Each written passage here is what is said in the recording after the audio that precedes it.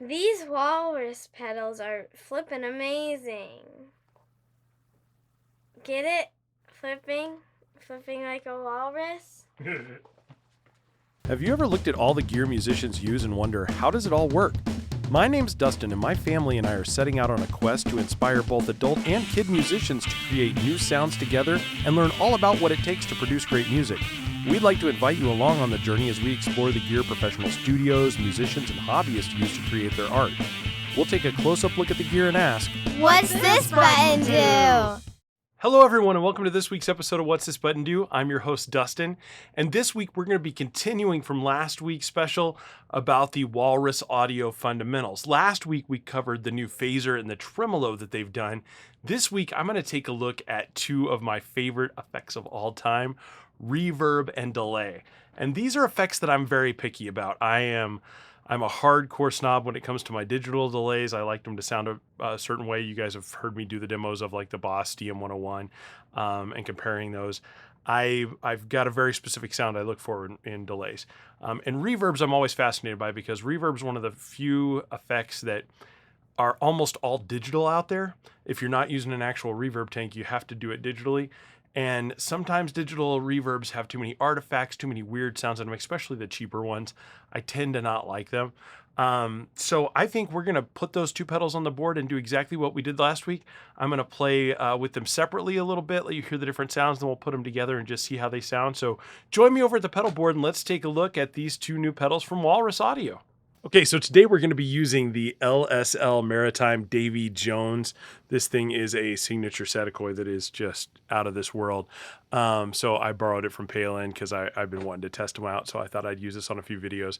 Absolutely killer guitar, and I love that it's kind of this grayish blue, just funky. Absolutely dig it. But we're going to start off with the delay, and then we're going to do the reverb pedal. So let's start in the delay world, because they have three versions that you get in this pedal. You get a digital, an analog, and a reverse delay. We're going to walk through what each one of those sounds like. We're going to start in the digital world, because we've talked about this recently when I was doing the DM101 and the SDE from Boss. So let's start off with we'll just turn the pedal on in the middle position and let you kind of hear what that sounds like.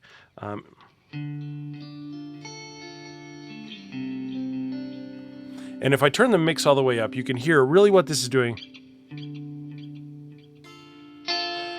It's just creating an exact copy, like a carbon copy of what you've been playing. Very simple. The more feedback we introduce, you hear it just gives it a little bit longer and you essentially oscillate. So the more feedback you put on there, the more repeats you're going to have.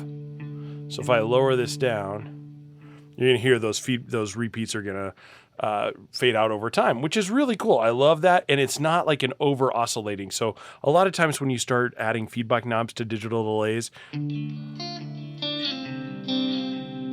I do the feedback all the way up here, it starts to go into self-oscillation really quick.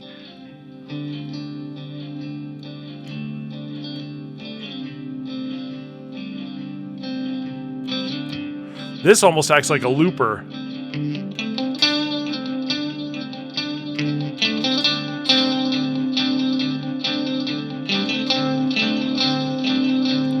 Just crazy, right? But what I love on these is when you get a little bit slower time, a little less feedback, and a little higher in the mix.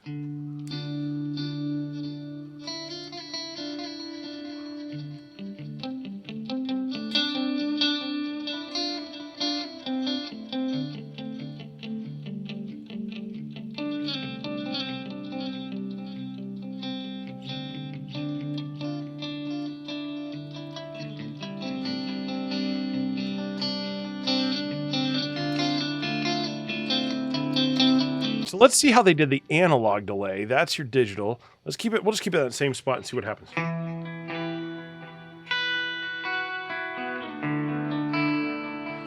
Now you can instantly hear an analog delay is going to sound a lot darker. So what's going on here? Let's turn the mix all the way up and we'll do the same thing we did before. You can hear the repeats. Number one, as they fade away, they start to get a little bit more muted and they lose less clarity. Let's turn the feedback all the way up. See how they get muddier and thicker as they repeat as that goes along? So what we probably want to do here is take the feedback down a little bit, take your mix about to where we had it before, but give it a little less feedback.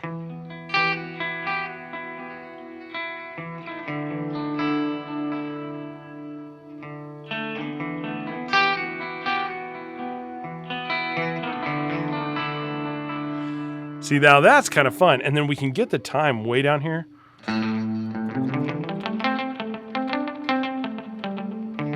Where it's almost like a slap back, and especially if we bring the feedback back.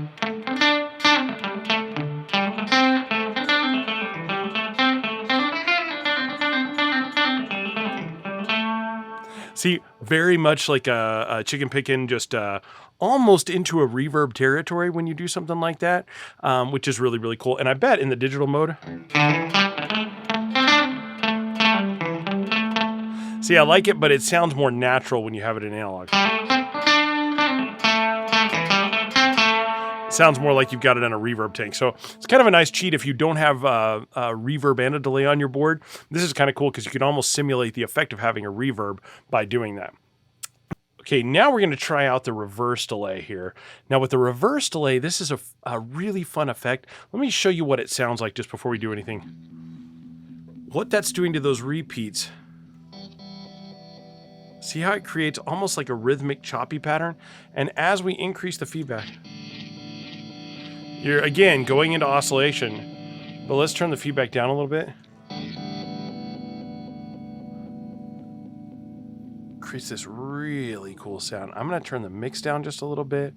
We're going to turn the time down.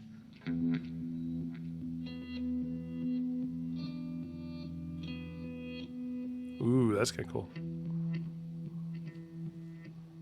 I'll turn the feedback way down. Let's turn it up, actually.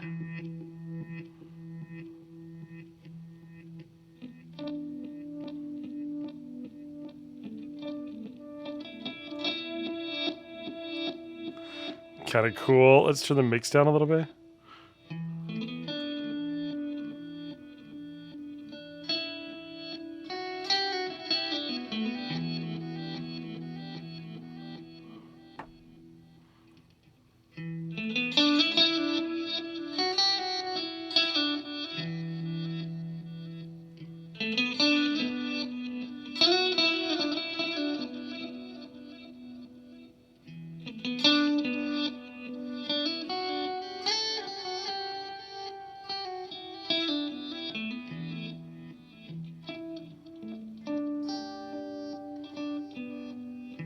Now this can be really fun if we turn the mix down a little bit, turn our time up just a little bit. Actually, let's turn the feedback up just a little bit too, because I like to hear the sound.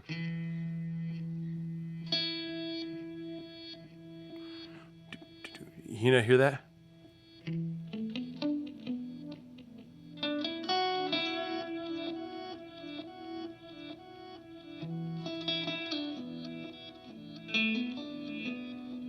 And this can become very apparent if I add a little fuzz into the mix.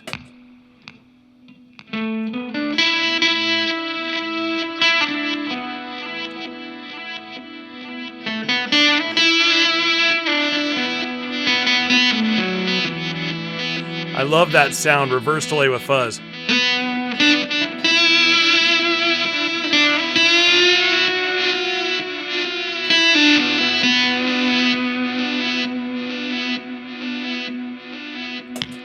Just a super funky sound. I really, really love the way that reverse delay sounds. And I gotta say, this is a great reverse delay. It doesn't get out of control. If we turn that feedback down a bit, the mix up a little, you really can use it. Turn my tone back up here.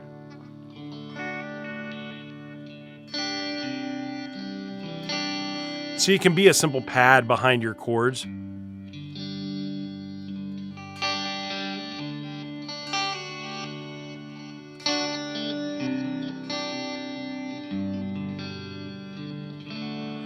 Kind of just allows a note to bloom. It sounds gorgeous.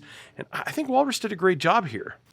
Okay, let's look at the reverb next, because the reverb pedal I'm very interested to see. Sometimes inexpensive reverbs, they just don't capture a really good sound. So we've got three things: the hall reverb, which is kind of like a simulation of being in a big room; the spring reverb, which is your typical reverb tank with springs on the inside of it; and then a plate reverb, which is one of my favorite kind of studio reverbs, where it's echoing like the sound hitting a big metal plate and being picked up by microphones. So we'll start in the hall mode and we'll see what that does to our tone.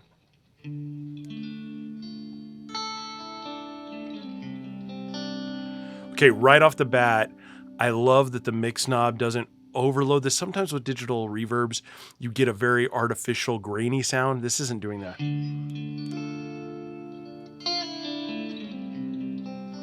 I'll turn the mix all the way up so we can hear it. See how heavy you can get that? That's your artificial sound. But by mixing in the dry,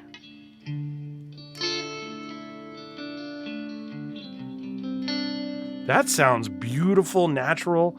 Let us take up the decay just a little bit here, and I'm going to keep the tone kind of high. Let's keep the mix right in the middle, though.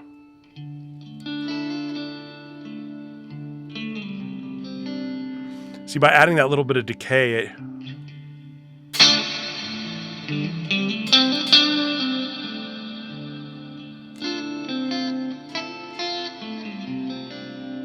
that sounds gorgeous.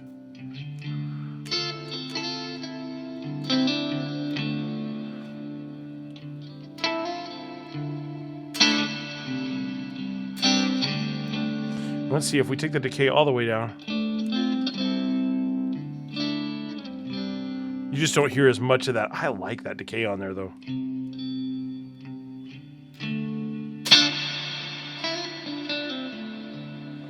Gorgeous, gorgeous, gorgeous, gorgeous. Now, if we take the tone down, it's not like taking the tone down on your guitar. You can hear what that's doing is muddying up those reverberations that are coming on the backside. Versus, see how snappier and heavier and more trebly that gets. So the higher your tone is, the more you're going to affect that. Now we're going to do the spring reverb. Now this is simulating the old school like spring tanks. So you'll hear an instant difference.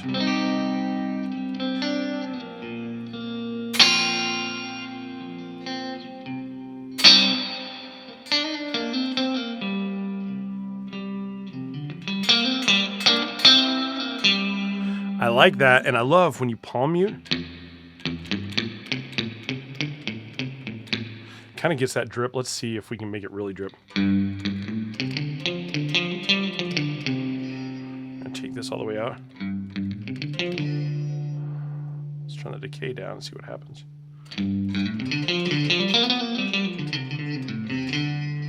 So we need both of those up a little bit. Maybe the mix a little higher. Yeah, that sounds like those old springs overloading.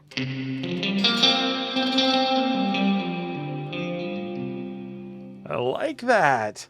Now I would keep it down more toward the middle to get like the classic vibe to it.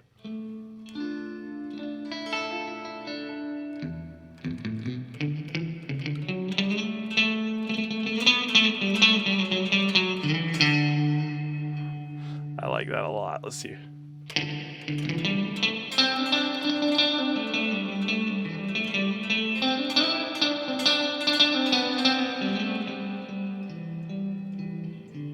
Yeah, that's fun. That's a lot of fun. Okay, now let's go to the plate reverb. We'll leave the settings just like that.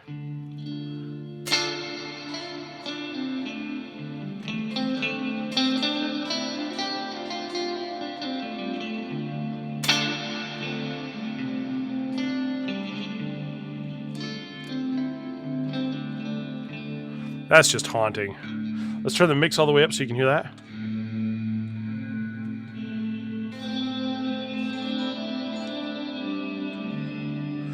That is really cool. Now, if we turn the tone and the decay back down toward the middle. Yeah, it's just beautiful. I like the tone up a little bit, turn my decay up a little, and then I'm going to take that mix back down. See, I think a plate reverb just sitting in the background. You can even turn the mix down a little bit even more.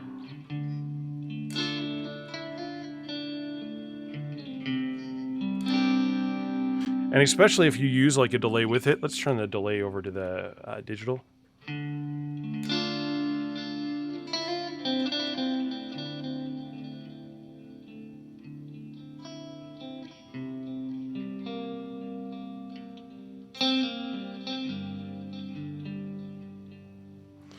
Let's turn that up just a little bit. I'm going to get a little more decay in there. I mean, a little bit more tone, a little bit more decay.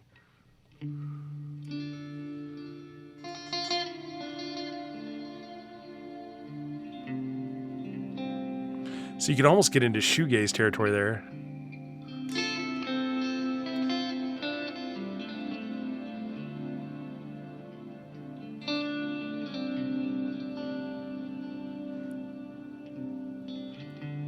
And I love on here, I forgot to mention this when we were talking about the delays, is you can actually hold this down for tap tempo mode.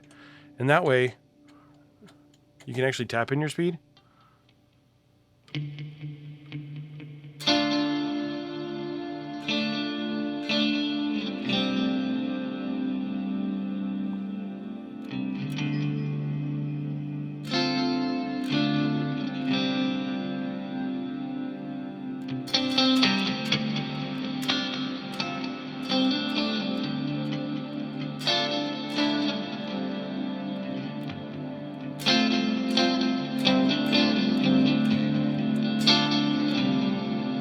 That's just fun. Really, really cool sound. I love that. And I think we got to hold it to get out of the tap tempo mode again, and then you can just turn it off. Absolutely beautiful. I like the mix there. I think we've got something really special. And for, again, a sub $150 pedal, these things are right around $129. The sound is just beautiful. Okay, so what's the verdict on today's pedals? Well, I'm going to say I'm once again thoroughly impressed. I think for $129 pedals, for a reverb that does 3 different reverbs and honestly does all 3 well, I would say of the 3, my least favorite is the spring because I'm a spring reverb nerd. So I really love to have a good deep drip.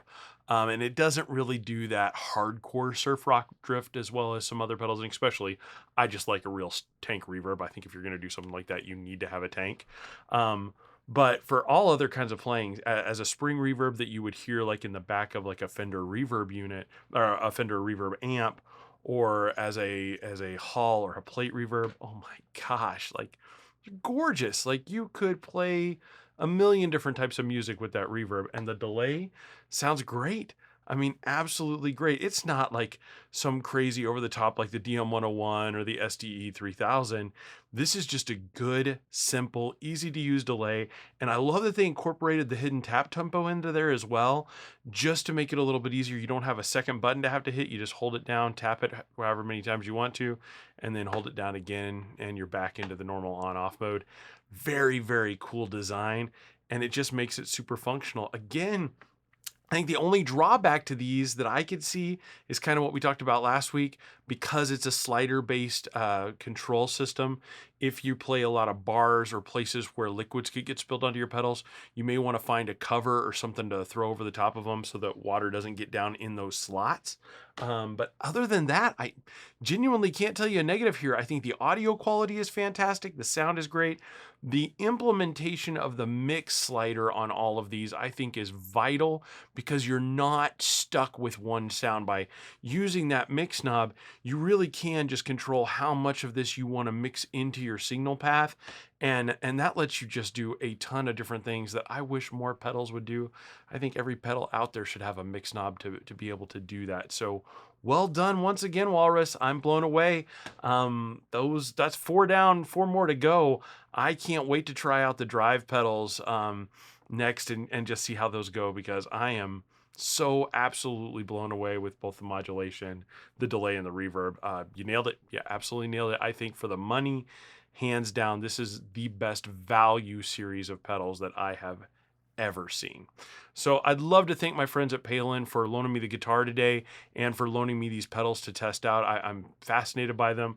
Only problem is now I kind of want to get a whole set of them, but I'll wait till the other 4 come in and we get to play with them a little bit and then give you the master verdict. But I'm so impressed so far. I think bang for your buck.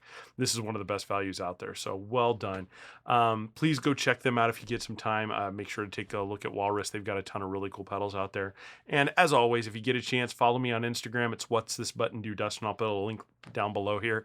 But thank you so much for spending your time today with me. Next week, we will come back and we'll check out a couple more of these. I'm hoping to have 2 more drive pedals next week and then the final 2 the following week. And then we're going to start a little series on the new LSL pedals because they should be launching here in about a month. So really excited for that. I'll be getting those in as soon as I can and getting some demos ready for you to check out. So please keep following us over the coming weeks. We'll have a lot of new stuff to check out. Can't wait to see you again. Thank you for spending the time with us today. Have a wonderful week and we'll see you soon. Take care.